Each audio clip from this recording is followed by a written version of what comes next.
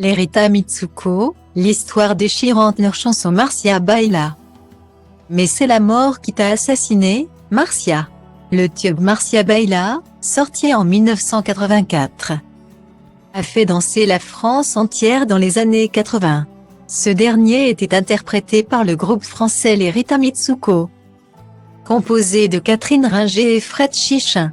Malheureusement, ce dernier est décédé le 27 novembre 2007.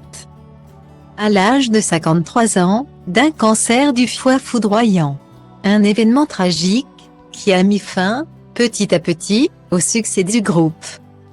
Malgré tout, après la mort de son partenaire, Catherine Ringer reprend la tournée interrompue.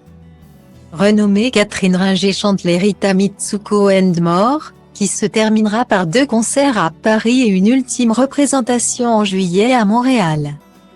La chanson Marcia Baila figure sur plusieurs albums et le single est vendu à plus d'1 million d'exemplaires. Aux Victoires de la musique en 1990, la chanson est sacrée seconde meilleure chanson française de la décennie 1980-1990. Enfin, le groupe a été récompensé d'un disque d'or en France, avec 500 000 ventes certifiées et 799 000 ventes réelles.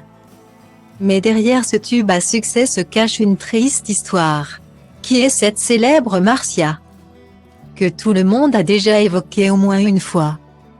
En 1976, bien avant sa rencontre avec Fred Chichin, Catherine Ringer rencontre Marcia Moretto, une danseuse argentine, qui donne des cours au Centre de danse du Marais et joue dans plusieurs spectacles. Une fois que le groupe Lerita Mitsuko voit le jour, cette fameuse Marcia Moretto les accompagne à plusieurs reprises en tournée. Seulement, la jeune femme est emportée par un cancer du sein foudroyant en 1981. Catherine Ringer, très attristée par sa disparition soudaine, décide alors de lui rendre hommage en chanson.